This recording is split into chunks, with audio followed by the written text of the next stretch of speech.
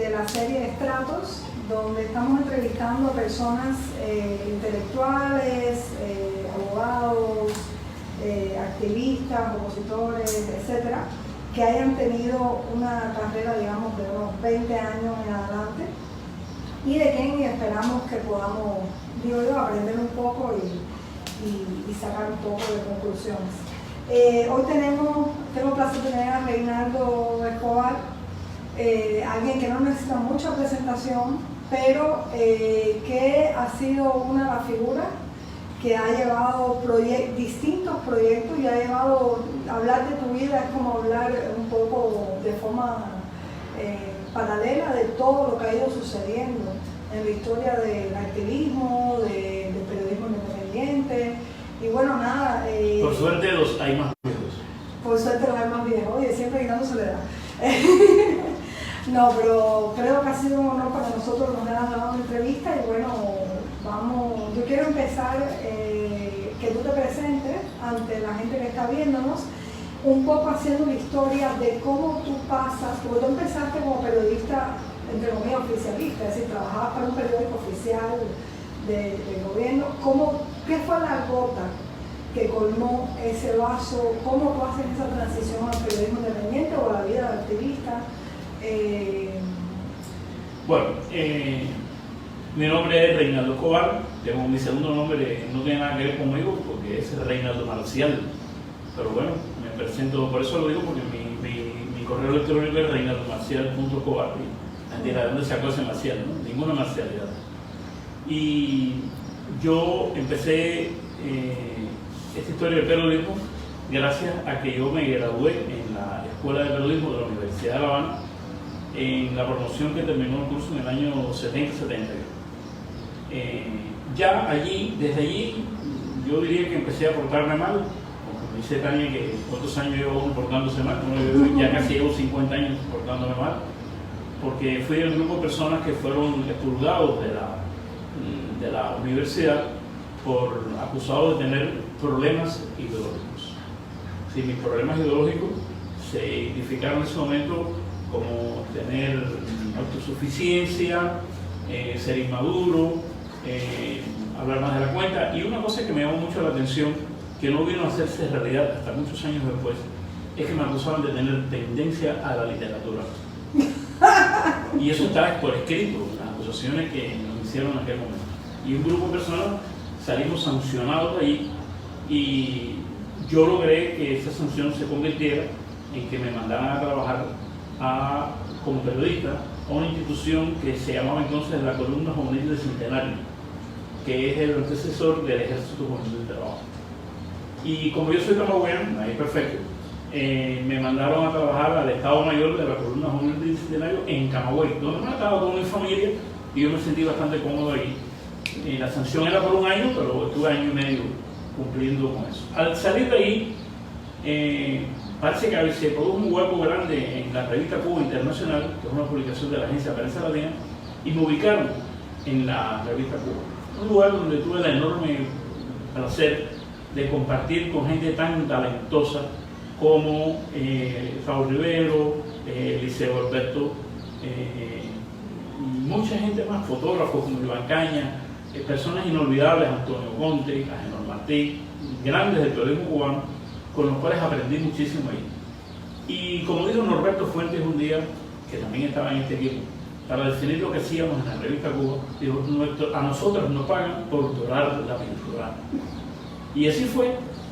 Era un periodismo cómodo, del cual no me arrepiento porque aprendí mucho, pero mi trabajo era, como la revista no se distribuye en Cuba, mostrarle al mundo, si es que la revista se distribuye en un lugar del mundo, mostrarle al mundo lo mejor de Cuba, cómo en Cuba las cosas marcharon sobre rieles de cristal. Y ese era mi trabajo. Cuando yo iba a una fábrica y hablaba con el administrador, pues yo escribía, lo más importante era, esta fábrica está diseñada para producir tanto, y era lo que yo decía, nunca decía que solo producía más cuantos. Y esa era la tónica. Yo creo que con esa explicación se entiende todo. Y así estuve hasta que empezó la perestroika en la Unión Soviética. Yo me entusiasmé con aquel proyecto de la Glasnost y dije, en Cuba deberíamos hacer algo parecido. Y se veía que no podía. Un amigo ya fallecido, Julio Martínez, que lamentablemente también es otra historia muy larga, él es el fundador del periodismo independiente. Julio Martínez me recomendó que tratara de entrar a trabajar en un periódico nacional. Y así empecé, fui al periódico Juventud Rebelde, donde de alguna manera Juventud Rebelde era un periódico que tenía un poco más de apertura que el Granma o que otros periódicos nacionales, que obviamente era el más juvenil de los periódicos. Y logré fácilmente, y no me fue difícil entrar allí.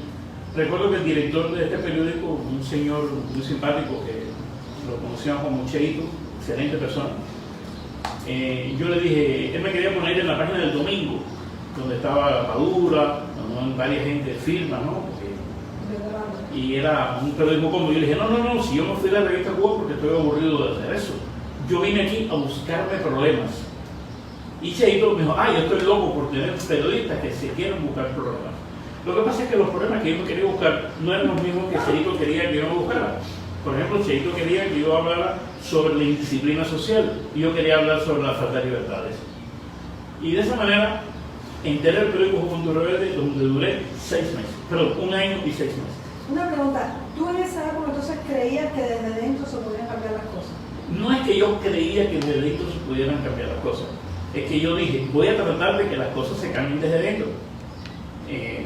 Como cuando uno se lanza a una piscina con los ojos vendados, debe haber agua de abajo, ¿no?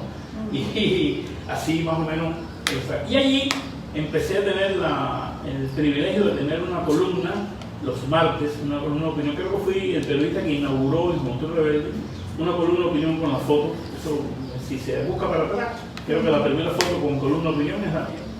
Y empecé a escribir algunos textos que gustaban, alguna gente se sentía incómoda, pero títulos como, por ejemplo, es oportuno hablar del oportunismo.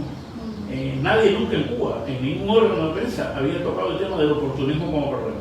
Y yo lo expliqué desde todo el punto de vista de la norma legal e ideológica del proceso, ¿no?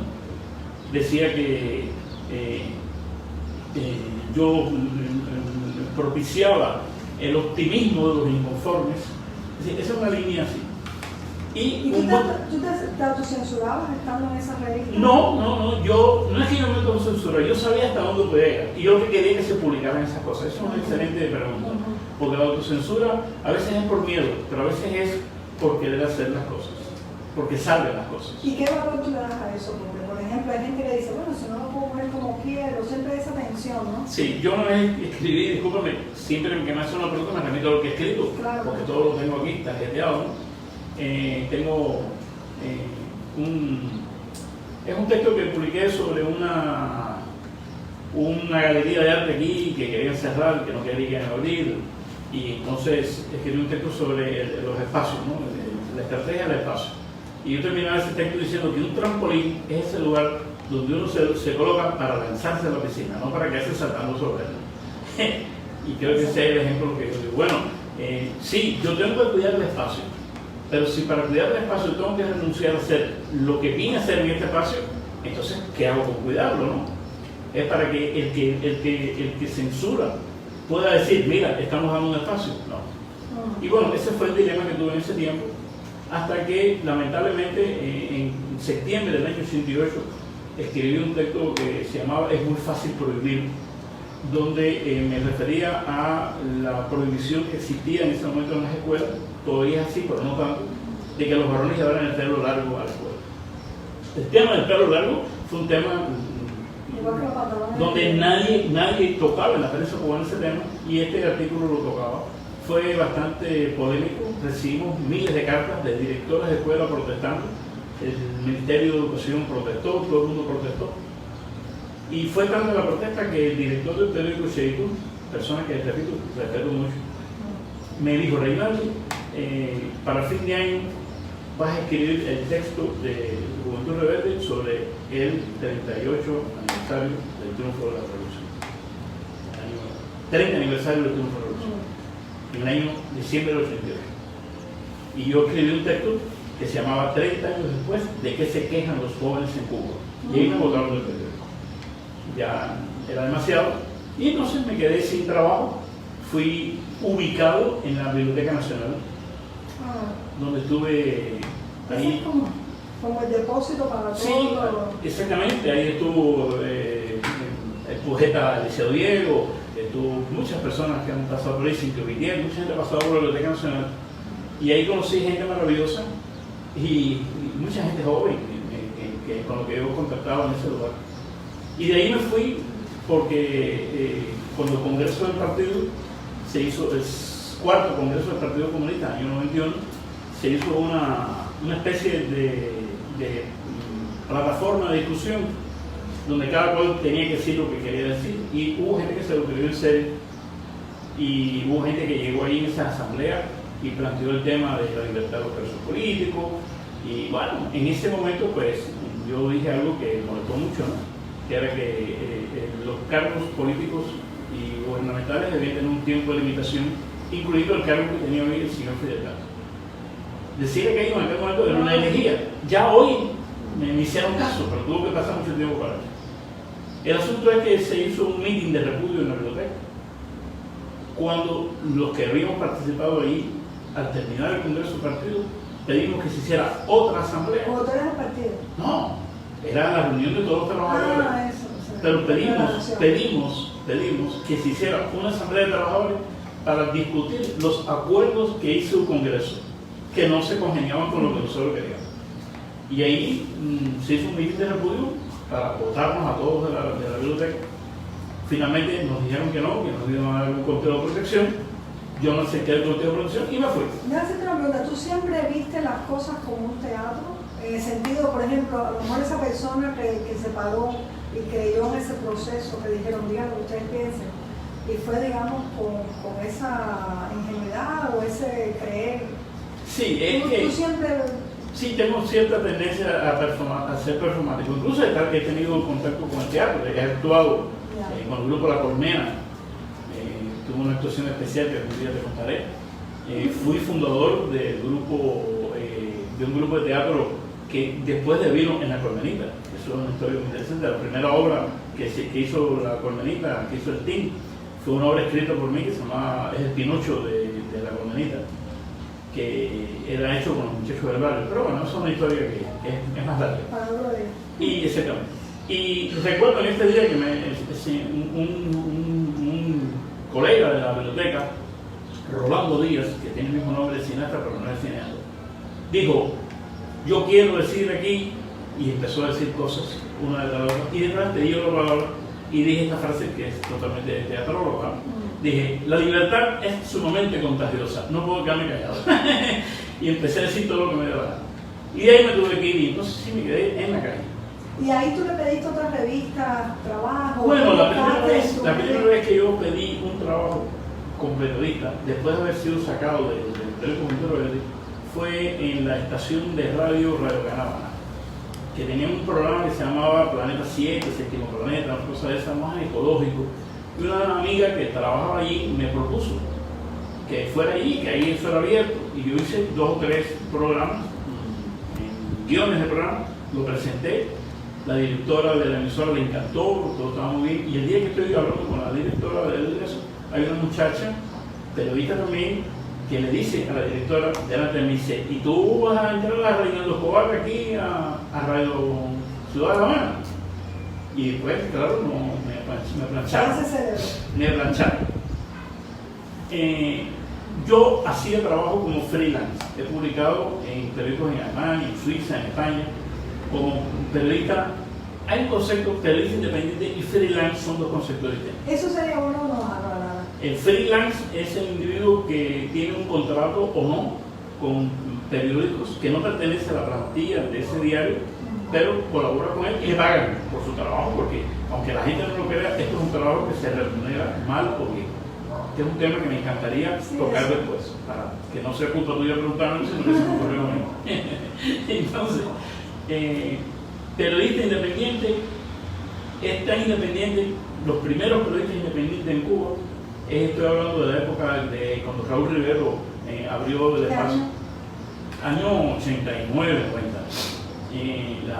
Las revistas de Cuba eran lo primero fue una revista, pero antes de la revista esta agencia recolectaba colaboraciones y se las mandaba a el Herald, a otras publicaciones que la publicaban. Esa gente pagaba y, claro está, el periodista recibía lo que tenía que recibir por su trabajo. Voy a aprovechar. Así funcionó los primeros periodistas independientes. Perdón, no había medios independientes. Eso no existía. Eran periodistas independientes como lobos solitarios que tributaban con su trabajo mediante una agencia que lo gestionaba a medios que existían. Hay mucha discusión sobre los periodistas independientes, son mercenarios, son millonarios. En realidad, un periodista independiente, incluso ya en estos momentos, a veces si trabajas con un periódico, no puedes trabajar para otro, porque también la gente quiere las plumas, ¿no? Claro. Entonces, la pregunta mía sería, háblanos un poco del mito ese de periodista como mercenario, el periodista que cobra, como si cobrara por el trabajo fuera algo malo, pero bueno, ¿cuánto cobra un periodista independiente? ¿Por qué esa mistificación negativa? ¿Por qué esa demonización del pago por un trabajo realizado en el caso de los independientes? A través de la historia, Sí, ¿no? sí, eso es un proceso que ha evolucionado de muchas formas. Al principio, como te dije, había una agencia que colectaba los trabajos y le pagaba a los periodistas. La primera vez que yo publiqué para una publicación fuera de Cuba, de este corte, fue con la revista Cuba Encuentro, que dirigía el señor Jesús Díaz. Ahí escribí un trabajo sobre el tema de las prostitutas en Cuba, que se llamaba Ángeles Caídos. Y por ese trabajo me pagaron $50. Fue la primera vez. ¿Un trabajo largo o un trabajo corto? 4 cuartillas. Un trabajo que llevaba trabajo, que llevaba investigación y vida y riesgo, porque el riesgo no lo paga nadie. Es decir, el riesgo de que tu nombre aparezca, porque claro, no, yo no soy un seudónimo, no soy mi nombre, ¿no?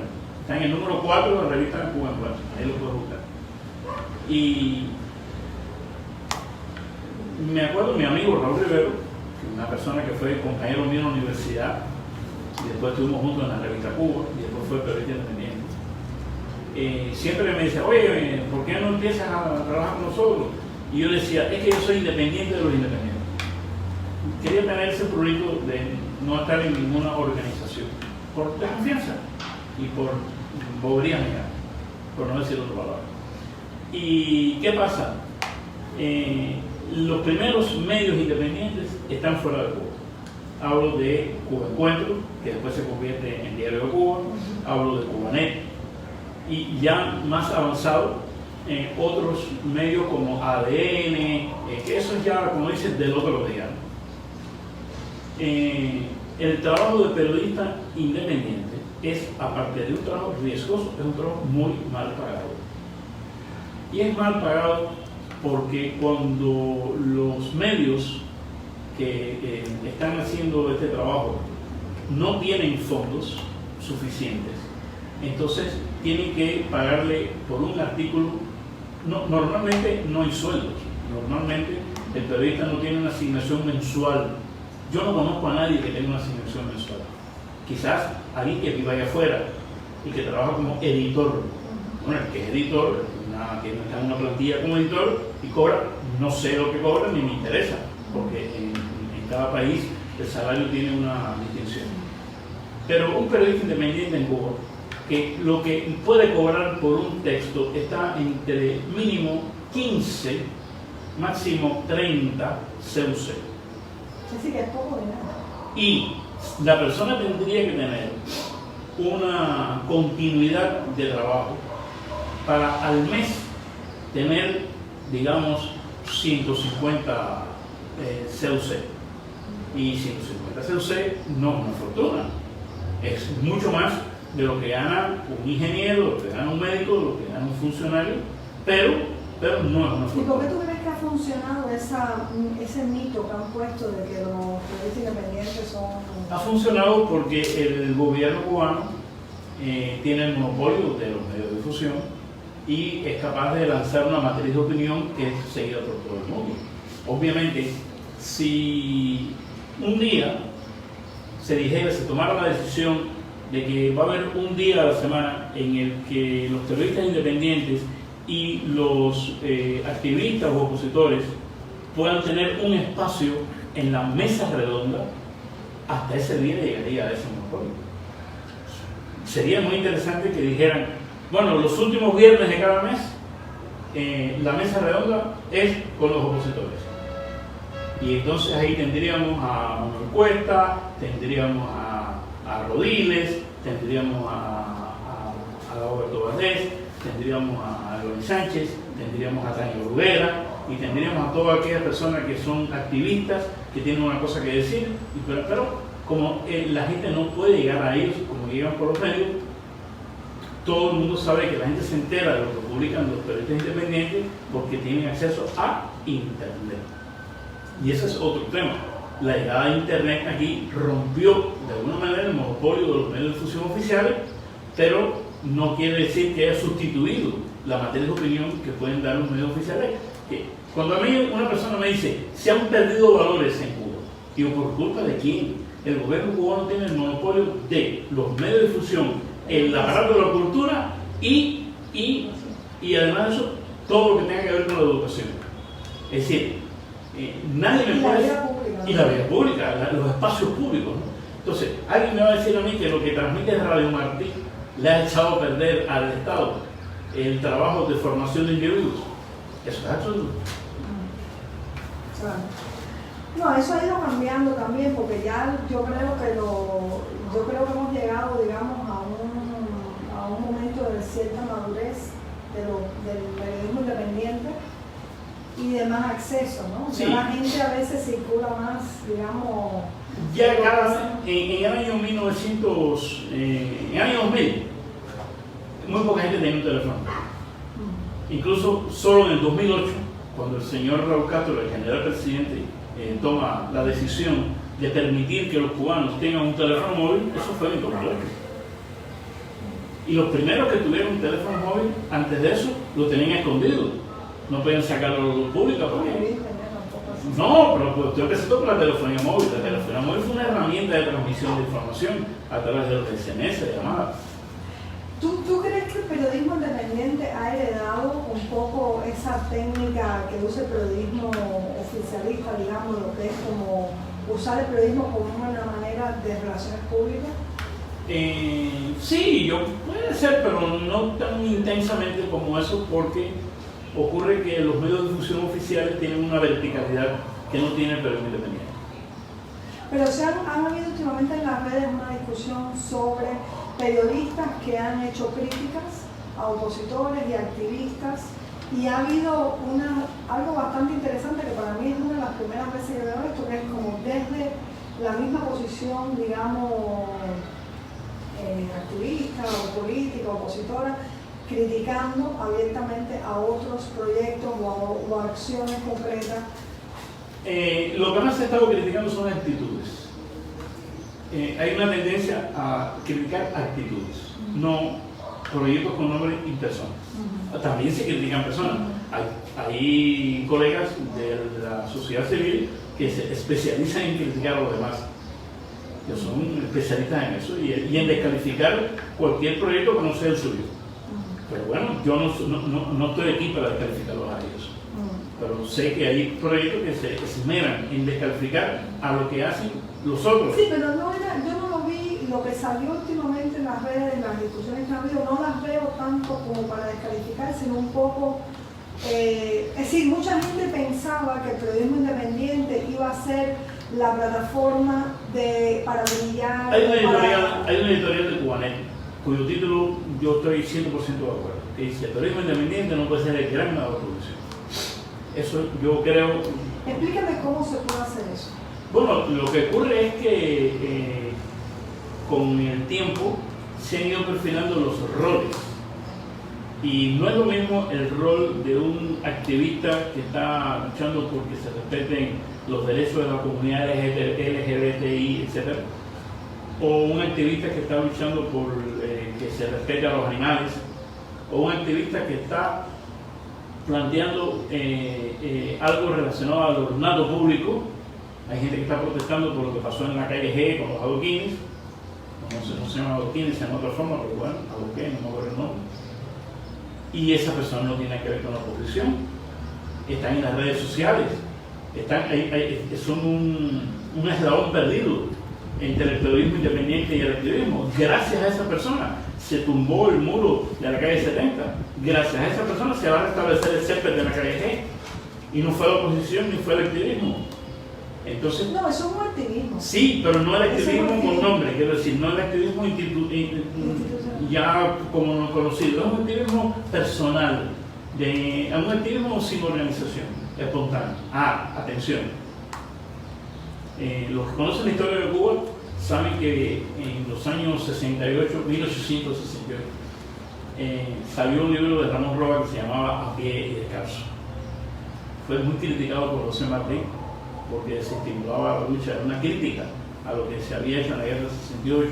Era un libro que decía cómo muchos cubanos se habían pasado a los enemigos, cómo había todo lo que cuenta A pie y descalzo, ¿no? Y Martí hace una severa crítica a ese libro, luego el general Collazo le hace una severa crítica a Martí, está en Martí como destinatario, un libro excelente, donde hay una carta donde este señor le dice a Martí, Collazo le dice a Martí, pero señor, usted tenía edad para participar en la guerra y no participó, que cae esa boca, ¿no? Muy fuerte, muy fuerte. Y yo siempre que recuerdo eso digo, yo no voy a escribir A pie de descalzo.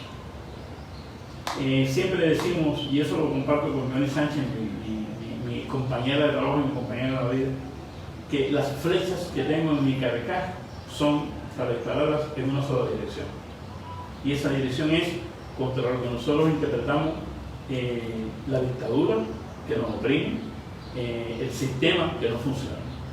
Y si tengo 4 gigas en mi teléfono, que me costó dinero tener esos 4 gigas, en esos 4 gigas yo no voy a gastar en hablar de eso. No voy a gastar un centavo de lo que me costó la internet, no voy a gastar un minuto de mi tiempo en decir que el proyecto de fulanito está equivocado, o que lo que están haciendo está mal, o que no debieron haber recogido la firma, o que no debieron haber convocado a una marcha. No. Eso que lo critiquen otros. El que lo quiera hacer que lo haga, pero mi tiempo y las flechas de mi carcaj son para eso.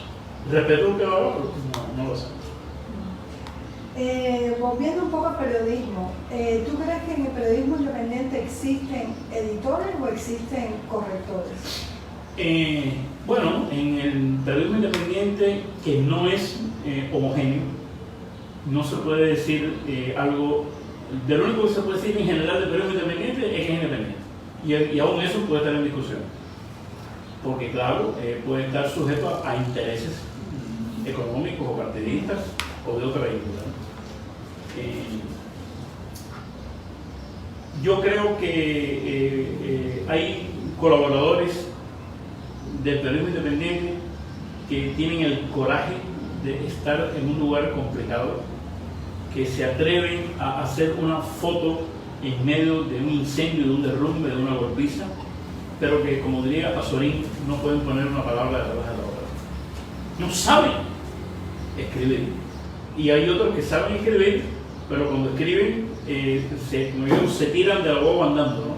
Y solamente saben decir la sangrienta tiranía de los hermanos Castro, y eso no es periodismo. Bueno, eso es una teoría bien, te lo digo, pero no se puede hacer periodismo satanizando ni siquiera al gobierno, ni diciendo maledicencias o insultos, porque así no funciona la cosa. Cuando esas personas contribuyen al periodismo independiente dando información, hay un editor que le dice, bueno, detente, caminante, ¿no? Yo no voy a escribir lo que tú dijiste, pero tu información la voy a usar y vamos a hacer una nota periodística. Eso es un editor, eso es correcto. Sería el colmo que se publicaran textos con errores de redacción y con falta de ortografía. Tiene que haber un corrector. Incluso el más avesado de los periodistas comete errores. No voy a decir los errores del periodismo oficial, que son ya groseros, ¿no? Pero es normal que se cometan errores y tiene que haber alguien que corrija la redacción, tiene que haber alguien que corrija también el estilo y la norma editorial de cada periódico. Porque si este periódico tiene la norma editorial de manejar las cosas de esta manera, tiene que encauzar eso. Y eso termina porque los colaboradores son los que se adecuan a ese tipo de normas de esta manera. No, yo te preguntaba porque a veces la gente dice, bueno, pero aquí me dijo de esto, aquí lo que hay alguien que está solamente corrigiendo el estilo, ¿no? Hay de todo, hay de todo. Sí. Hay medios que son más descuidados. Yo quiero hacerte una pregunta. En tu experiencia ya, nos saltamos bastantes años, pero a lo mejor después vamos para atrás, pero... el pasado siempre regresa, Dani. Siempre está presente. Nadie sabe el pasado que espera. Una pregunta, tú como periodista independiente, ¿tú has sentido que alguna vez has tenido que trabajar para complacer el deseo de un periódico o de un editor, o tú has, por ejemplo, el mismo periódico en el que tú trabajas, que tú medio, u otro, tú has censurado también? O sea, son dos preguntas una. ¿Tú has censurado a algún artículo? Sí, lo entiendo. Porque... Yo, el diario 14 y medio, déjame hacer un poco de marketing, que lleva ya no, aquí no 6 años. No se hacen no se vale, bájame de ahí, bájame de ahí. Te voy a editar, te voy a editar. El diario 14 y medio digital es un diario digital diario, vale la redundancia, que se hace de Cuba. Nosotros tenemos colaboradores fuera de Cuba, en España, personas que trabajan en el portadeo del diario, subiendo textos. Y tenemos la dirección de Joanny Sánchez, y yo soy el jefe de redacción de ese diario. Yo también escribo, Joanny también escribe, somos 4 gatos y tenemos que conformarnos con lo que tenemos. Ahora, ¿qué pasa? ¿Hemos rechazado textos? Claro que hemos rechazado textos. Esto no es un buzón de quejas y sugerencias. Y otra cosa es la credibilidad. Muy importante.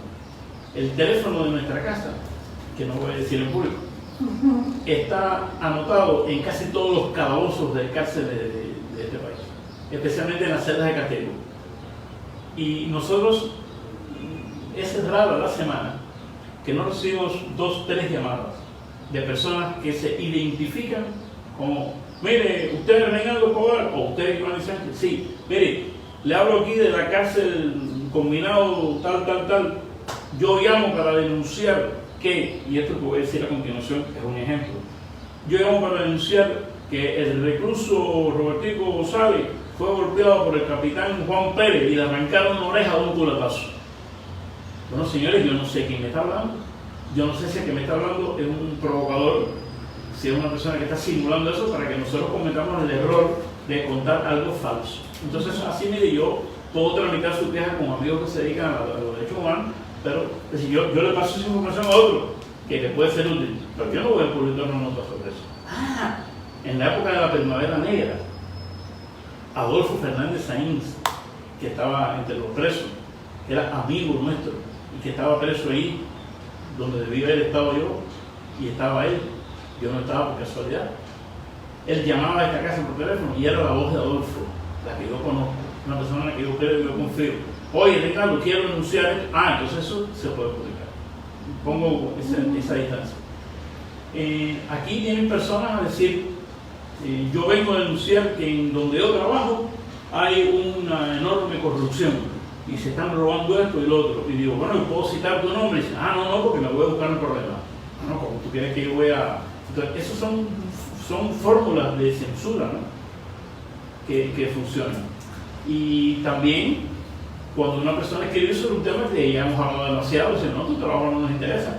Si hemos hablado en esta semana 3 veces sobre cómo está funcionando mal la fumigación contra los mosquitos, pues bueno, no me vas a hacer el porque ya estamos llenos de mosquitos. Pero te lo digo porque yo, habiendo hablado, me acordé, por ejemplo, de un caso de un artículo, bueno, no mencionan especificidades, ¿no? Un artículo que se iba a hacer sobre... me llegó esta información, un artículo que se iba a hacer sobre el oncológico. Sí, recuerdo el caso perfectamente. Sí. Bueno, eso fue muy interesante, me alegro. Qué suerte que tú me dejes el espacio para aclarar ese en tu error.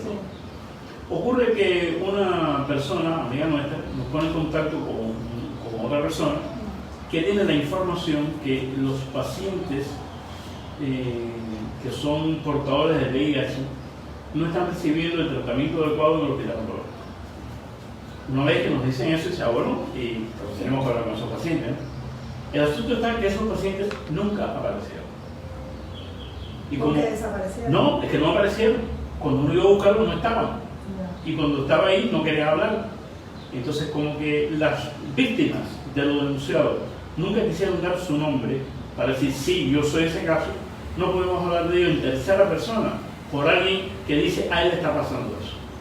Y esa fue la razón por la cual eso nunca se publicó. Tenemos otro caso peor todavía, no, disculpa, peor no es la palabra, más emblemático, que es un señor, un abogado, que trabajaba en una empresa farmacéutica, que ha hecho denuncias muy fuertes en internet, todos los días lo hace, sobre un vínculo de lavado de dinero, donde está metido de lleno un sobrino de Fidel Castro. Y entonces, bueno, él tiene sus documentos, tiene sus ideas, él trabajaba en ese lugar, pero nosotros no tenemos una prueba, una evidencia para decir, el sobrino de Fidel Castro está haciendo lavado de dinero en la Belfán. Y bueno, nos encantaría, hemos investigado mucho, pero no hemos llegado a ninguna conclusión. Y otros casos similares, personas que vienen a denunciar que su hijo ha sido acosado en la escuela porque su padre es opositor. Hemos ido a la escuela, o hemos mandado a una persona de confianza a la escuela, y sale una maestra y dice, no, es que ese muchacho es insoportable, no es porque sea opositor, es que se porta muy mal. Entonces, ¿cómo tú juegas una cosa con la otra? No puedes estar denunciando todo lo que la gente quiere que uno denuncie. Bueno, no, es entendible que un medio que quiera tener veracidad tiene que buscar las pruebas. Credibilidad, claro. También estamos en un país que tú sabes bien que aquí las pruebas, sí, porque aquí el director de esa escuela te va a decir lo que sabe que tiene que decir. O sea, aquí es muy complicado. Hay una... Cada vez que muere alguien, cada vez que muere alguien que está relacionado con la profesión, uno puede sospechar, tiene derecho a sospechar que en esa muerte está vinculado la mano negra del aparato, ¿no? De la seguridad del Estado o de fuera. Pero los opositores también mueren de muerte natural. Los opositores también tienen accidentes. Y cuando una persona más o menos connotada fallece, si no hay al menos una mínima evidencia que estaba preso, que estaba en un calabozo, que hay un agujero que sale por aquí, que sale por acá, un forense que lo diga, es muy difícil aseverar. En esos casos, lo correcto es decir, la muerte de fulanito o fulanita de tal, que sus allegados dicen que, bueno, así es como es. Sus allegados dicen que. Una vez en una discusión sobre eso, yo le tuve que decir a una persona, no, pero tú sabes que Fidel Castro mató a Benny Moré.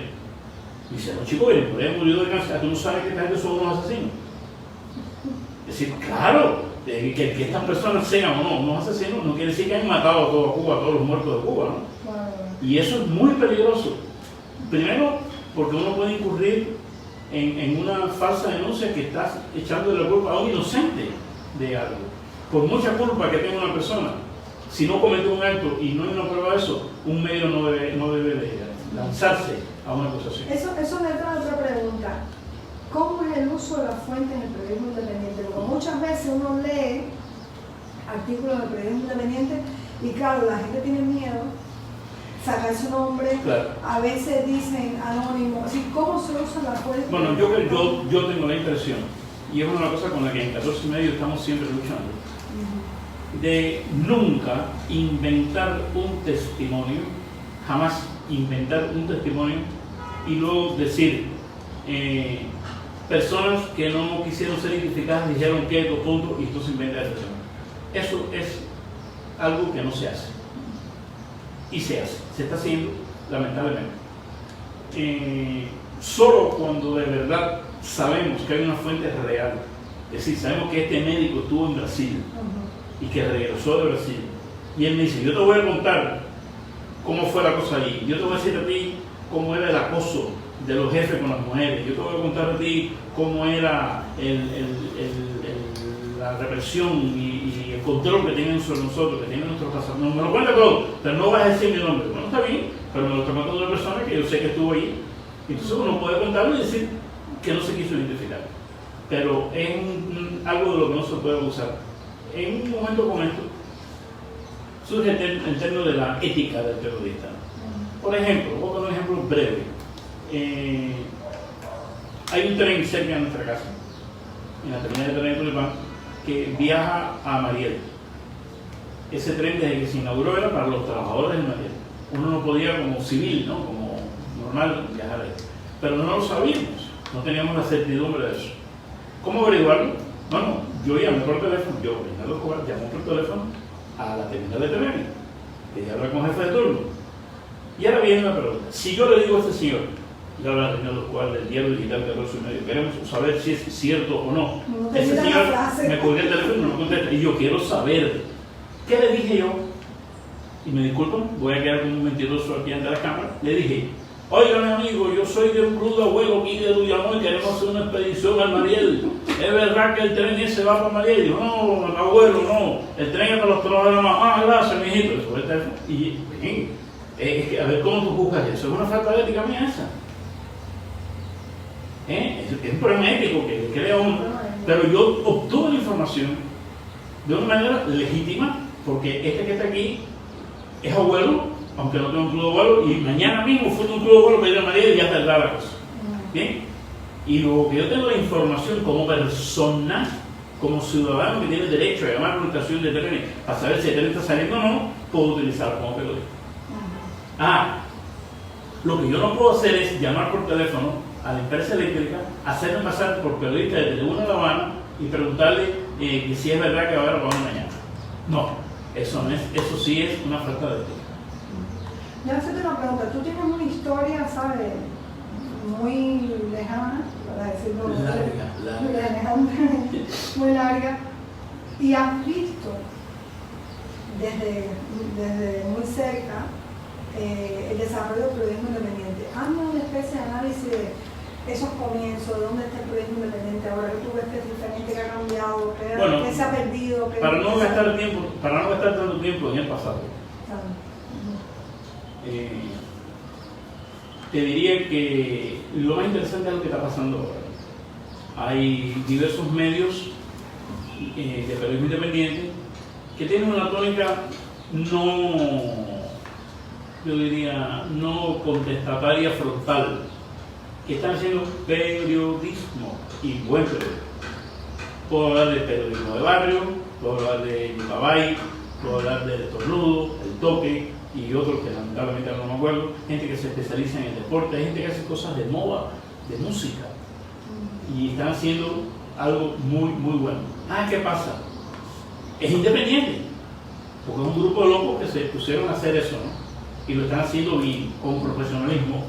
En ese sector, en ese tipo de diario, o semanario, o mensuario, digital, siempre digital, porque ya aquí tenemos un amor a los árboles tan grande que no vamos a entender nunca más nada. No, y que legalmente te pongan preso. Yo pensé que era por los árboles. A mí me pasó, yo pensé que era por los árboles. Yo hice un periódico independiente en el 93, sí, como una obra de arte, y a mí me iban a echar 15 años. Por impreso de llegado.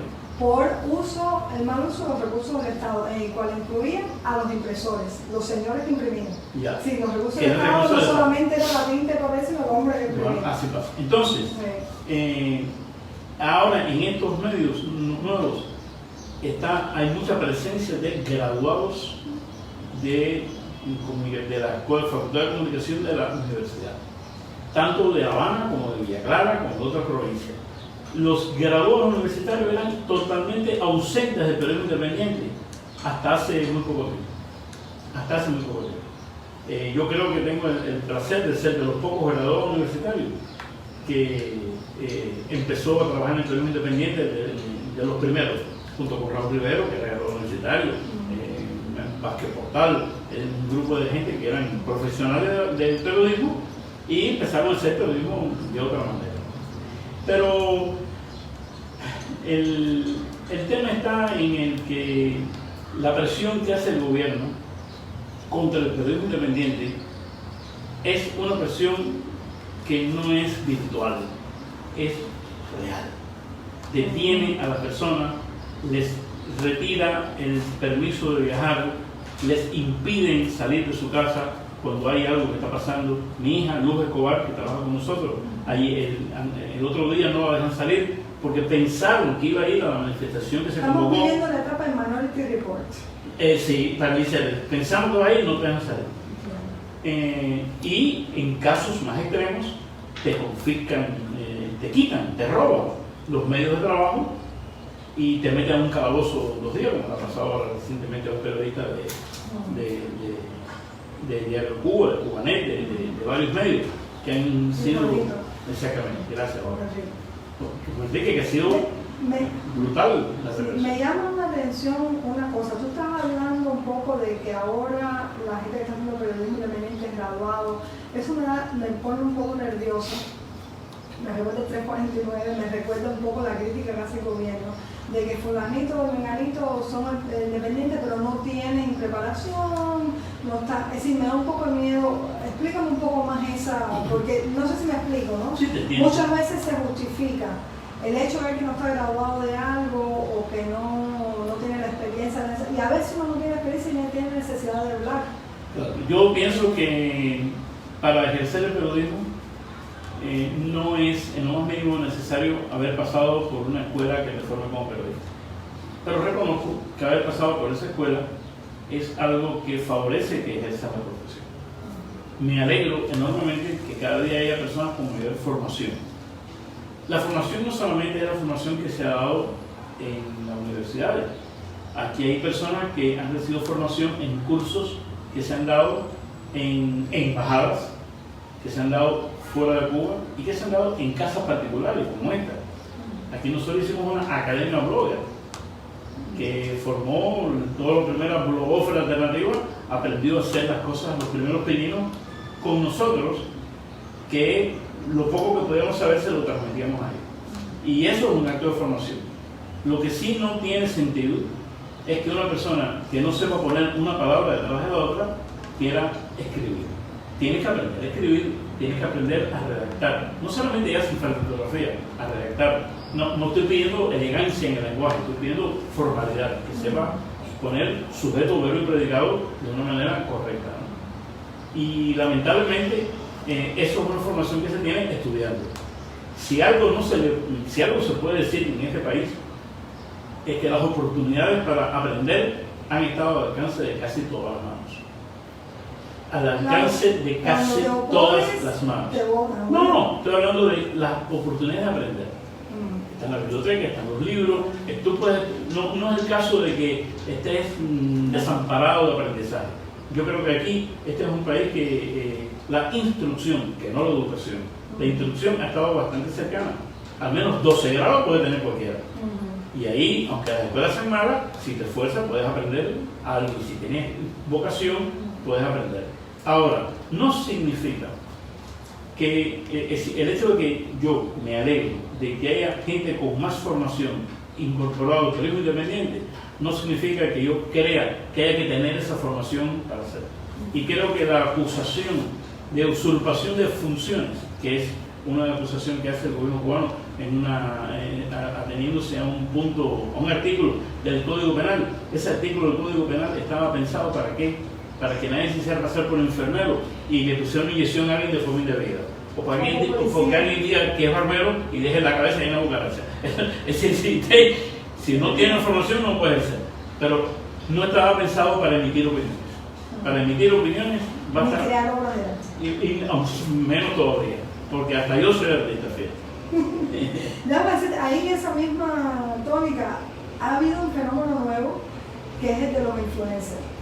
Exactamente. Es decir, háblame un poco de cómo tú ves el periodismo independiente versus influencer y también cómo ha cambiado el periodismo independiente con respecto a la competencia. Tú mismo hablabas de muchos medios que ya están bastante, muy legitimados, que ya tienen años de experiencia del proyecto y ya hay más competencia. Cuando ustedes empezaron, digo, ¿cómo hablan de influencia y de competencia? Bueno, yo creo que las fronteras se difuminan en estos temas, ¿no? Y hay medios que toman su información de una página de Facebook. Y de pronto, no voy a decir nada, no queremos, digamos, el periódico RP4, ¿no? Ese no existe, ¿no? No existe. El periódico RP4 no suena mejor que 14 medios, pero bueno. Se llama 14 medios porque vivimos en el piso 14 porque esto es un medio y quisieron que tuviera la Y de Giovanni en medio. Bueno, Pudo haber sido medio 14Y, pero se llamó 14 y medio. ahorita vamos a hablar un poco de Bien. eso. ¿Y qué ocurre? Se difuminan las funciones, ¿no? Desde que existe Internet, desde que cualquier persona sin costo alguno puede abrirse un espacio en Facebook, eso ya es una persona que genera influencias, que genera opinión. Si esta persona es una persona que sabe de lo que está hablando, si además de saber de lo que está hablando tiene cierta gracia para comunicarse, pues esa persona tiene éxito. Un ejemplo perfecto es Daguito Valdés, el hijo de Alberto Valdés, que es hoy por hoy el influencer más importante en fútbol en Cuba. Sabe de fútbol, tiene un espacio fantástico y tiene muchos seguidores y ha ganado hasta premios por lo que hace. ¿Y cómo empezó Daguito? Bueno, empezó haciendo sus pininos, poniéndose en Facebook, hablando de todo lo otro. Y ya es una persona que hay que contar. Dice, no, lo dijo Daguito. Bueno, cuidado, hay uno que sabe. Pero si mañana yo salgo a hablar de fútbol sin saber de lo que estoy hablando, y lo primero que digo es que me parece una injusticia que no den una pelota a cada jugador, pues está claro que yo no sé nada de fútbol, ¿no? Déjame, me han sacado a 2:30 varias veces, ya voy a caer en la trampa. Sí, no, pero no fue ahí, no. A ver, vamos a hablar un poco de algo que a mí me llama la atención. Vivimos en un país extremadamente machista, en el que generalmente las compañeras muchas veces se ven o se hasta usan a veces como apoyo de los hombres. Y ahí está la frase: detrás de un hombre valioso siempre hay una mujer inteligente. ¿Cómo tú asumes si una persona que tiene tanta experiencia, cómo tú asumes que ahora, digamos, Giovanni, que es tu compañera, sea hasta más conocida que tú, que tenga o sea, ¿cómo tú llevas eso? Bueno, te lo voy a decir cómo lo llevo. Porque eso no es una práctica normal. No quiero parecer más excepcional que los demás, pero ¿qué le voy a hacer si lo soy, no? No, mira, yo tengo por práctica en todos los escenarios que yo me he tenido que presentar en Cuba y fuera de Cuba. Siempre hay un momento que la gente se presenta, hay una ronda, claro, en cursos, en eventos académicos, y todas las veces que yo me he tenido que presentar en los últimos años, he dicho: mi nombre es Reinaldo Escobar, soy periodista independiente, jefe de redacción del diario 14 y medio, pero soy más conocido por ser el esposo de Giovanni Sánchez. Es decir, a mí me da un enorme placer poder decir: yo soy el hombre que tiene detrás, arriba, abajo, a la derecha y a la izquierda a Giovanni Sánchez. Giovanni ha sido mi profesora, porque yo, cuando conocí a Giovanni, yo había una larga experiencia como periodista, pero jamás había tocado un teclado de internet, de computación. Y cuando iniciamos la revista digital Consenso en el año 2003, 2004, ya ni me acuerdo cuándo fue, Giovanni era la webmaster y yo era jefe de redacción. Pero cada vez que yo escribía un texto, Giovanni lo leía y me decía: ay, ¿no sería mejor así? Ah, sí, perfecto, porque era la mirada del siglo XXI y además una mirada femenina del siglo XXI. Y yo creo que para mí, yo he aprendido de periodismo más con Giovanni que todo el tiempo que estuve en la universidad y en la revista Cuba y en el periódico Contemporáneo. Lo tengo que decir sin que me quede nada por dentro. Por otra parte, ella es una persona que es filóloga de formación y una persona que tiene muchas lecturas, mucha fantasía y sobre todo mucha constancia.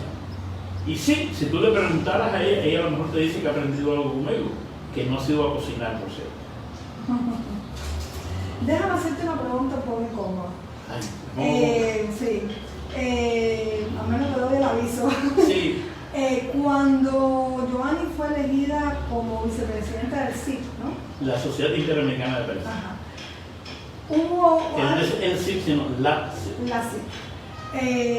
Hubo algo que llamó la atención, que fue un poco criticado, y fue el hecho de que ella, inmediatamente de haber sido elegida para ese puesto, te dan a ti un premio Y eso mucha gente lo vio como una especie de nepotismo, de tráfico de influencia, Hablan un poco de... Sí, me gusta que ese tipo de cosas pasan, ¿no? Yo te puedo decir, si puedo mostrar Muestro. decir la mano ahí. Pero... Sí, claro. Espera. Ahí. No quiero romperlo de Sí. después. Estamos hablando, esto lo tengo aquí porque ya me dijo que me hacerlo. La Sociedad Interamericana de Prensa, reunida en la 69 Asamblea General, octubre del 2013, otorga el presente premio Sin Opinión a un servidor, Reinaldo Escobar, por un artículo que se llamaba ¿Qué fue el fidelismo? Yo te puedo decir con toda franqueza que si yo mañana tengo que hacer alguna antología de mis artículos, donde nada más que haya 10 artículos, va a estar ese artículo. Te puedo decir, sin temor a ser acusado de vanidoso, que si no hubiera sido un miembro de ese jurado, yo hubiera premiado ese artículo. Ajá. Sucede que Joanny Sánchez era miembro de la dirección de la CIP para América Latina en el momento en el que yo soy premiado. Yo no dudo de la honestidad del jurado, que el jurado no es la dirección de la CIP, es un jurado independiente. Pero tampoco dudo que el hecho de que Joanny Sánchez haya aparecido en la CIP, eso haya contribuido a darle visibilidad al periodismo independiente cubano. Y como que el único periodista independiente cubano que haya mandado a ese concurso un texto observable, por no decir premiable, y se me vaya la vanidad por los ojos, yo puedo creer que eso contribuyó a que fuera premiado. Si yo no hubiera estado en la CIP, ¿yo me hubiera ganado el premio? No lo sé, yo no estaba en ningún lado. Creo que eso es como creer que Aide Milanés tiene el espacio que tiene porque es la hija de Pablo. Si yo nunca hubiera oído a Pablo Milanés, me seguiría buscando a Aide Milanés. Y no creo que en un espacio que haya ganado Aide Milanés se lo ganó por ser hija de Pablo. Y pongo este ejemplo porque esto es siempre que una persona obtiene el más mínimo éxito, siendo hija de, mujer de, marido de, sale la pezuña que me coja yo creyendo que es envidia, por nada en el mundo. Sale la pezuña del que dice, eso se lo dieron porque es el marido de él, porque es la mujer de él. Pasa, mira, un ejemplo, periodismo en Cuba, oficial, Soledad Cruz, una excelente periodista, muy criticada, muy mal vista por muchas personas, y la gente decía que había llegado donde había llegado porque era la mujer de no sé quién. No, llegó donde llegó, la conocí en el año 70, cuando era corresponsal del Comando Rebelde en el municipio de Florida. Una mujer trabajadora, excelente, empujadora, trabajadora que trabajaba y que lo hacía bien todo y que llegó donde llegó por ella misma, por sus méritos. No, porque dio la persona que se casó con alguien que era amigo de Fidel Castro, entonces, y tuvo un hijo, ya los méritos son. Eso es una falacia. Yo creo que lo que esa pasa es que cosa... también en Cuba hay una tradición muy fuerte dentro del proceso revolucionario y antes también de nepotismo y de pasarle la mano. Por ejemplo, aquí se sabe que los hijos de los dirigentes o tal, la ley no lo aplica muchas veces. Y todos estudian en el extranjero, y todos tienen becas, y todos tienen negocios fuera de Cuba. Así que eso siempre sale porque es una conducta, digamos, que es natural en este país y quizás la gente tiene un poco de aprehensión o deseo de que la propuesta de otra sociedad futura no venga con los mismos... De todas maneras, Tania, yo te agradezco ese detalle, me encanta hablar de eso. Y solamente me gustaría que si alguna persona todavía cree eso, que me escriba un artículo mejor que el que yo gané en internet. Me parece que ya está, el challenge está hecho ya. Así que ahí va. Te voy a hacer otra pregunta difícil. Para este es el meollo de lo difícil. Hay como una paranoia dentro de la disidencia, en el cual ya todos sabemos que primero es de la CIA y después es la seguridad del Estado. A ti se te ha acusado, a Giovanni, a mí, a todo el mundo, se le ha acusado primero de ser de la CIA y después de ser de la seguridad del Estado. Háblame un poco de por qué sucede eso, cómo tú llevas esas acusaciones. Háblame un poco de ese proceso de... Sí, mira, sospechar del otro es una de las enfermedades que cultivan todos los regímenes policíacos y todos los regímenes totalitarios. Es una enfermedad típica de estos entornos. Las personas que no se atreven a manifestar públicamente su disconformidad con el gobierno, dije los que no se atreven, no los que no quieren ser disconformes, los que no se atreven, cuando ven que hay otro que se atreve, piensan o ese está loco o es mandado por la seguridad. Y es un mecanismo de defensa. Sí, los han mandado, ¿eh? Sí, pero estoy hablando de que hay un mecanismo de defensa. Cuando alguien se atreve a hacer algo, es visto por el que no se atreve como alguien que debe estar respaldado. O es hijo de alguien o está mandado por la seguridad. Aquí en este edificio donde yo vivo, hace 35 años que yo vivo en este edificio.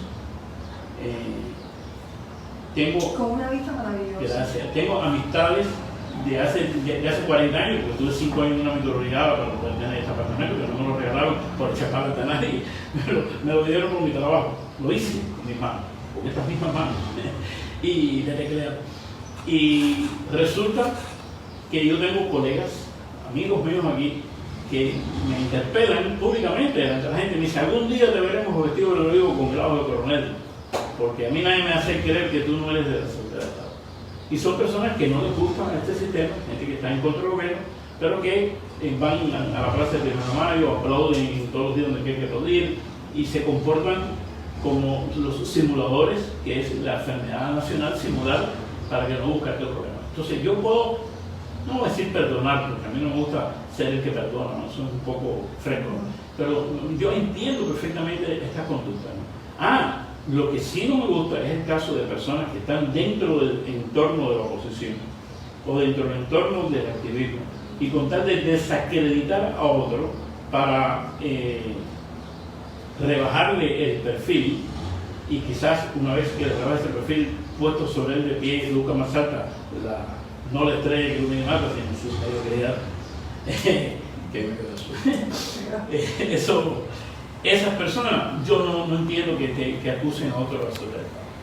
Hay casos muy específicos dentro de la oposición, gente de alta jerarquía en la oposición, que han acusado públicamente a otros opositores de ser agentes de la seguridad, incluso se atreven a ponerle nombres y todo. Este es el decano, este es el otro, le ponen nombres. Sí, trabajan con unos choteos que trabajan. Y entonces yo digo, ven acá, de la única manera que tú puedes estar seguro que este señor es de la seguridad es que tú trabajas en la seguridad y has visto el expediente. Como le he dicho a una persona que una vez me acusó de ser de la CIA en Panamá, en la cumbre de Panamá, una persona me dijo, no, usted es de la CIA. Y yo le pregunté a esa persona, ¿usted estaría dispuesto a ser testigo mío en un juicio donde yo le esté reclamando a la CIA los salarios que no me ha pagado? Lo único que yo quiero es que usted vaya como testigo a decir que yo soy de la CIA. Cuando usted vaya como testigo ahí diciendo, sí, este señor yo sé que es de la CIA, vamos, yo voy a hacer el juicio. No, yo no, yo sé como usted me va a decir que soy de la CIA. Porque está claro, eso es perjurio, ¿no? Tú un tribunal es perjurio, pero decirlo en grano, o decirlo en la televisión, o gritarlo en plena calle, es un chiste. Eso es muy común. Sí, ya entraste a hablar de la oposición y quería aprovechar y hacerte una pregunta que es la de los 25.000 millones, no sé cuántos millones ya.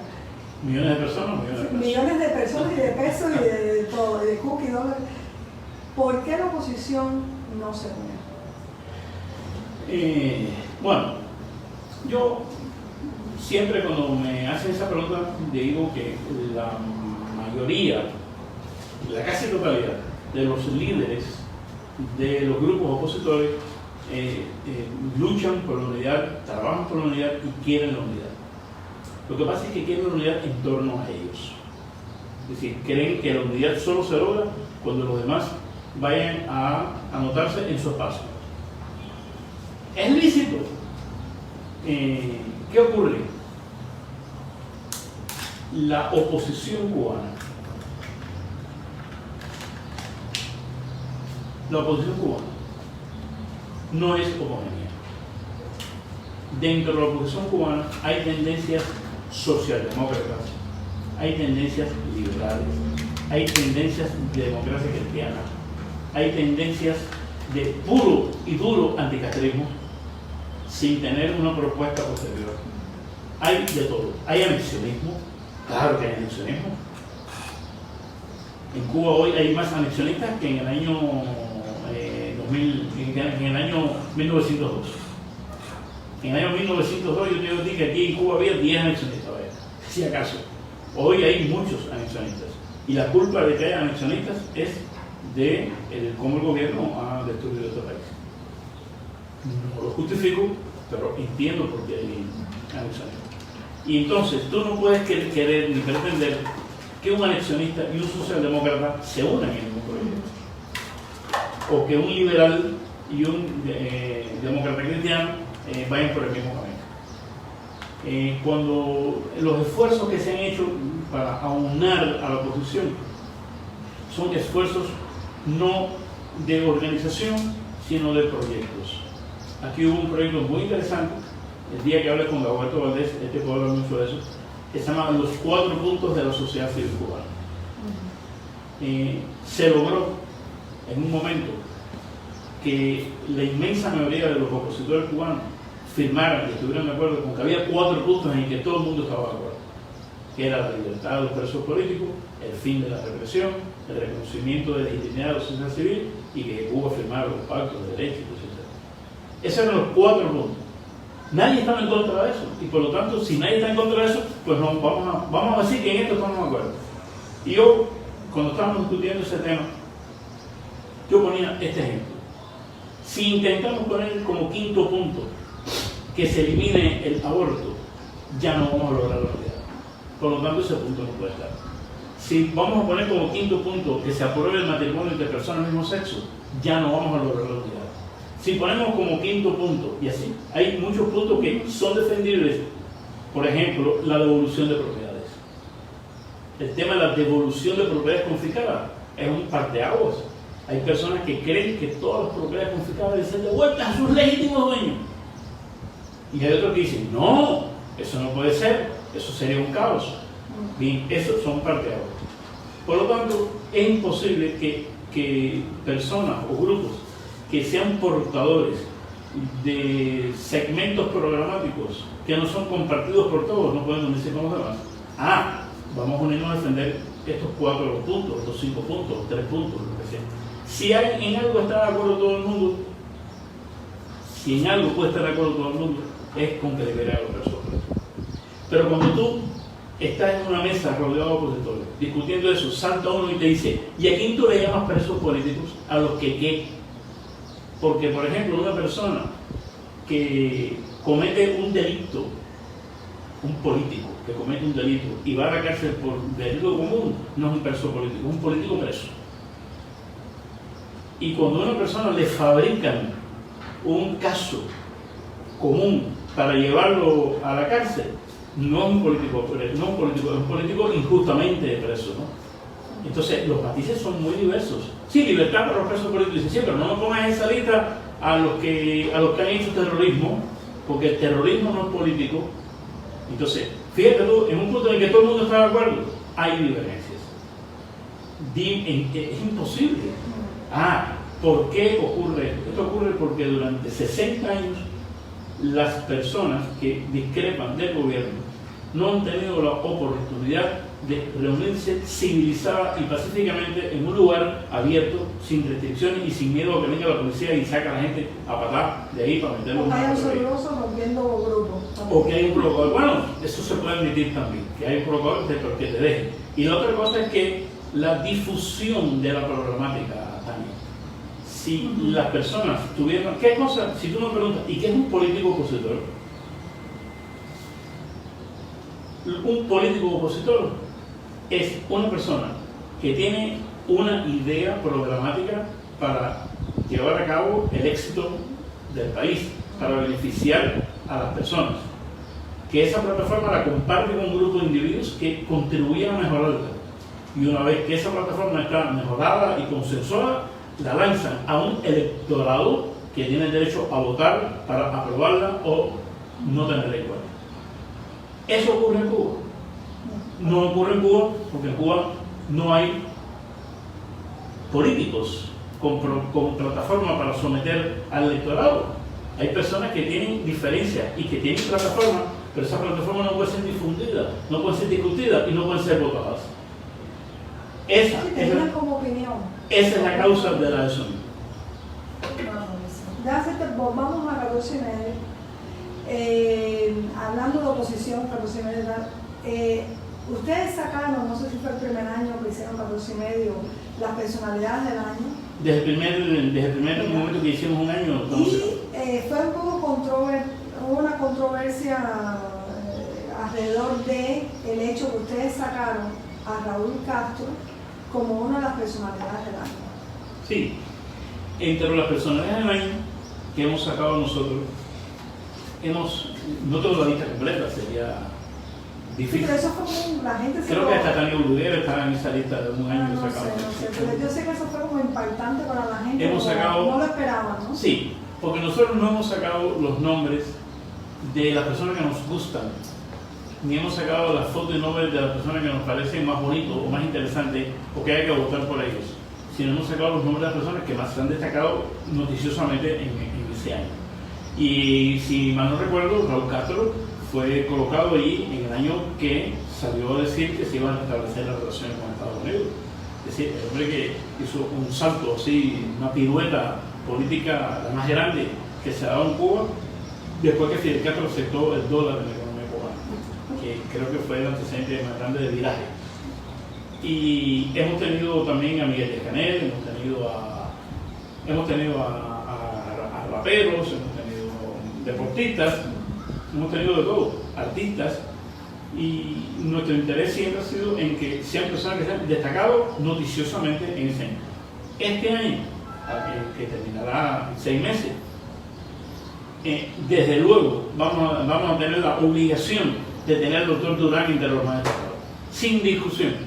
Vaya, al menos que Durán haga algo que se evapore, ¿no? Y que deje de existir y que borre su pasado. Durán es una persona, quien dice que Durán no ha sido una persona destacada siempre. ¿Y para qué ustedes hacen ese periódico? ¿Quién es su público meta? ¿Cuál es su público soñado? Si ¿cuál es su público meta ahora y cuál es su público soñado? ¿Qué quieren construir ustedes con 14:30? Bueno, yo eso te lo puedo responder a partir de en quién estoy pensando yo cuando escribo algo, ¿no? ¿Quién quisiera que me leyera, ¿no? Nuestro público natural es cubanos. Y como que nosotros queremos que el cubano viva donde viva, no hacemos ninguna diferencia entre el cubano de la llamada diáspora, exilio, como quieras llamar, y el cubano mal llamado de a pie. Digo mal llamado porque yo realmente me gustaría que alguien me diga, hazme el retrato del cubano a pie. Y cuando tú haces el retrato del cubano a pie, en el país van a quedar 10 o 12 personas así, porque aquí hay que no está inventando una trampa, está haciendo algo y ya, cubano a pie, esa descripción. Eso no existe. Y además, el cubano a pie no tiene internet, el cubano a pie no tiene teléfono, el cubano a pie está mirando a otro lugar a ver si le cae comida del cielo, ¿no? Entonces, claro, para ese cubano a pie no podemos escribir. Yo recuerdo en la época que yo era estudiante de la escuela de periodismo, y no me estoy desviando del tema, una de las discusiones más grandes que teníamos en ese momento era sobre bajar o subir el nivel. Me acuerdo. ¿Te acuerdas? ¿Sí? Armando Harrison tiene un discurso famoso con eso. Entonces tú dices, bien, ¿de qué se trata? En ese momento nosotros, los estudiantes de la escuela de periodismo, que después fuimos acusados de elitistas y de tener tendencia a la literatura y todas esas variedades, y de autosuficientes, estamos proponiendo que había que subir el nivel. Pero contra la posición de subir el nivel estaba la posición de, sí, pero esto hay que hacer que la gente entienda. Lo digo, lo pronuncio de esa manera a propósito, hay que hacer que la gente entienda, así como hablan cierto tipo de personas. Y bueno, no se trata que la gente entienda, la gente tiene que entender lo que yo escribo. No se trata que todos vayamos a escribir como si fuéramos académicos de una escuela de filosofía, ¿no? Porque claro está, eso no es periodismo. Pero utilizar un lenguaje apropiado, un lenguaje no vulgar, evitar la repetición de palabras, eso forma parte de nuestro trabajo como lenguaje, que es una parte trascendental. La otra parte es la información. Mira, hoy por hoy hay discusiones parteaguas en los cubanos que viven fuera de Cuba que no son discusiones dentro de Cuba. Y te repito, escribimos por los cubanos, vivan donde vivan. Pero el hecho de ser trumpista o no ser trumpista no es un problema de nuestro país. Yo no conozco aquí en Cuba a nadie que le preocupe mucho si este es trumpista o no es trumpista. Eso, sí, puede hablar de eso, pero fuera de Cuba se pide la cabeza a las personas por una u otra posición. Entonces, cuando yo voy a escribir algo, digo, bueno, ¿qué van a pensar los trumpistas? ¿Qué van a pensar los no trumpistas? Bueno, yo voy a escribir lo que yo creo, con independencia de que hiera a unos u a otros. Castristas, no. Los castristas que se molesten. Jamás voy a dejar de escribir una cosa porque vaya a molestar a un castrista, aunque sea mi hermana, que se moleste mi hermana. ¿Bien? Lo otro es los temas. ¿Cuáles son los temas que realmente le interesan más hoy a la gente? Existe una discusión de que aquí al común de los mortales en Cuba le importa 3 pitos la libertad de expresión, la democracia, que lo que le interesa es que haya, citando al inefable Pánfilo, que haya jama, ¿no? La comida, ¿no? Y que haya zapatos y ropa. Y muchas veces algunas personas nos critican diciendo, déjense estar hablando tanta bobería y digan lo que el pueblo está pasando hambre. Bueno, yo no tengo que decir el pueblo está pasando hambre. Yo un artículo diciendo que caro está esto y tú deduces quién está pasando hambre, ¿no? Pero esa acusación burda de llevarlo todo a que aquí no hay comida, no, eso no es. No, yo creo que hay que defender los derechos, las libertades y poner bien en claro ese asunto. Otro tema, y ya con esto voy a terminar esta parte, es que a algunas personas les molesta que nosotros escribamos un texto hablando de una obra de teatro que se puso en un teatro Verde Blanco en La Habana, o un concierto que dio en el Carlos Marx. Si el concierto se dio en el Carlos Marx y estaba bien hecho y se llenó gente y a la gente le gustó y merece una reseña, hay que hacer la reseña de eso. Una película cubana hecha por el ICAI, una película cubana hecha por el ICAI, que sea una buena película o una mala película, que valga la pena comentarla, hay que comentarla. Así que, ¿para quién nosotros escribimos? Bueno, para el que esté interesado en saber lo que pasa en Cuba. Voy a hacer una pregunta, pero quiero decirle a la gente que están en línea, que andan muy calladitos. Yo sé que está buena la entrevista y que está interesante lo que le está diciendo, pero si tienen alguna pregunta en este momento, porque ya voy cerrando. Así que si quieren mandar alguna pregunta, me la pasen. Esta pregunta, creo que se va a convertir en una pregunta que siempre la voy a hacer en esta serie, es, ¿ha habido algún momento en que tú has dicho, basta, no puedo más, voy a tirarlo todo, me voy o del país o no voy a hacer más este tipo de trabajo, me harté, ya? ¿Ha llegado ese momento? ¿Y por qué ha seguido? La mayor parte de las personas que se han cansado, que no han seguido, si no la mayor parte, una buena parte de las personas acuden a un argumento con el que yo no estoy de acuerdo, que es el argumento de la gente no se lo merece.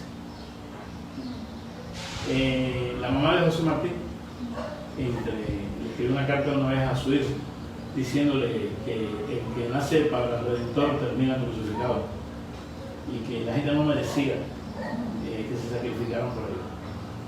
Cuando una persona ha sido víctima de un mitin de repudio, cuando una persona en su vecindario ha visto que ha sido delatado por la persona, se pregunta un buen día, pero yo estoy tratando de que estas personas sean libres, yo estoy tratando de que estas personas alcancen la prosperidad y estas personas reaccionen así, y eso decepciona a muchas personas.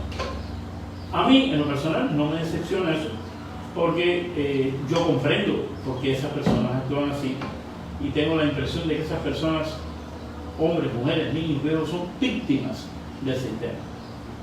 Y mi intención final es que el sistema que rige en Cuba se modifique hasta un punto tal donde la gente tenga libertad y prosperidad.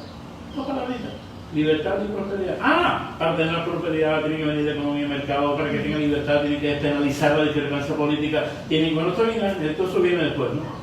Pero la libertad, como decíamos en una conversación previa, dice que la verdad os hará libre, ¿no?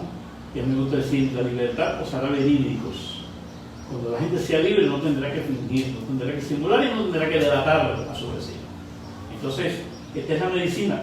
Y yo creo que sí, que el trabajo que nosotros hacemos es un trabajo lento, es un trabajo que va sedimentando opiniones o demás, que vale la pena hacerlo, pero por encima de todo, no sé por qué razón, yo tengo la falsa idea de que yo tengo la responsabilidad de hacerlo. Yo, como te he dicho, si voy por la calle y veo a una persona que tiene los cordones zafados, le digo, señor, tiene los cordones zafados, lleva la mochila abierta. No, yo no necesito una fuerza exterior para cumplir con mi deber de señalar algo que hace falta señalar. ¿Bien? Un auto viene con las luces encendidas a las 3 de la tarde y yo le hago la señal. Yo no tengo carro, pero le hago así al hombre, oye, tiene las luces encendidas, que ese no es mi carro ni mi batería, a mí qué me importa. Pero bueno, tengo esa responsabilidad con mi entorno. Si voy caminando por la acera y hay una hoja de palma caída en el medio de la acera, trato de quitarla o apartarla.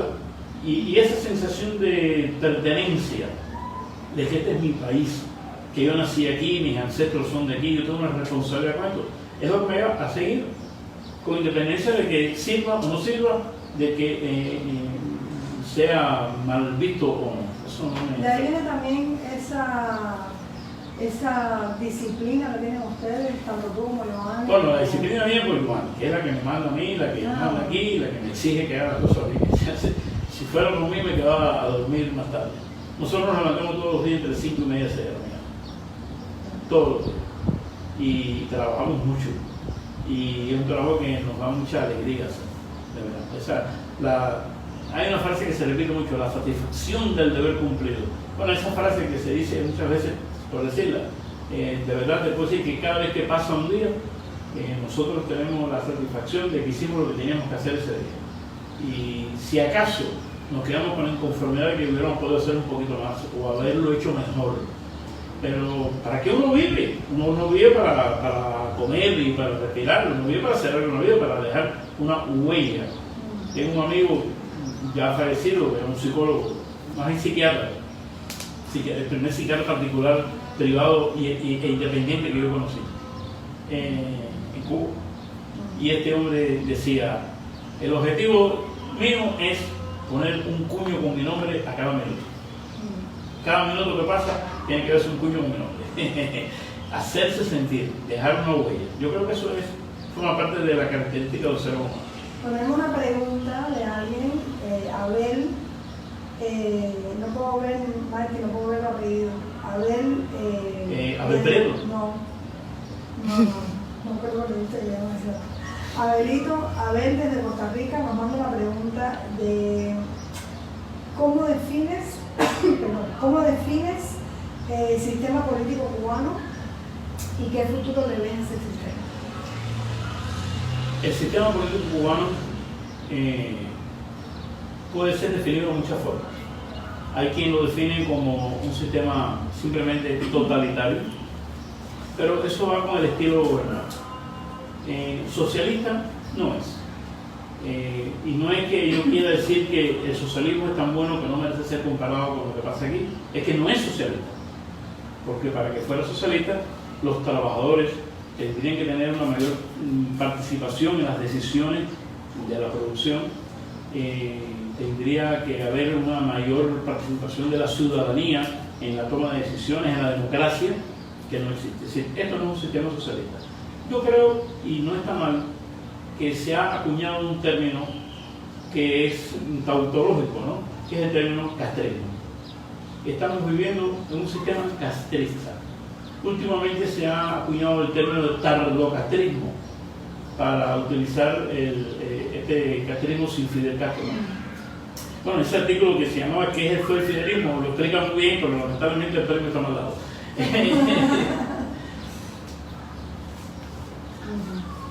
Se llama Abel Moyo. Gracias, Abel. ¿Viste que reconoce eso? Sí. Bueno, nos hemos extendido más de lo que era media hora y llevamos una hora y media. Ha sido fantástico. Gracias. Me ha encantado, la verdad, hablar contigo. Además, tienes tanta experiencia. Tú un día tú te dedicas a escribir tus memorias o algo, ¿verdad? visto tanto, has conocido tanto y has sido Bueno, si parte de estamos tantas haciendo cosas. marketing, le hace una novela que se llama La Grieta, que es autobiográfica, donde cuento 20 años de mi vida. Vale, esa no lo conocí. Un premio iberoamericano de novela de la editorial Verbo. Okay. Yo, Ari, no trabajaba en la editorial Verbo cuando me dieron. Esto me va a perseguir la pregunta esa. Bueno, Marti, entonces ya voy cerrando. Y bueno, quiero terminar con la frase poco que tenemos en esta directa, que es que ni estamos solos ni somos cuatro gatos.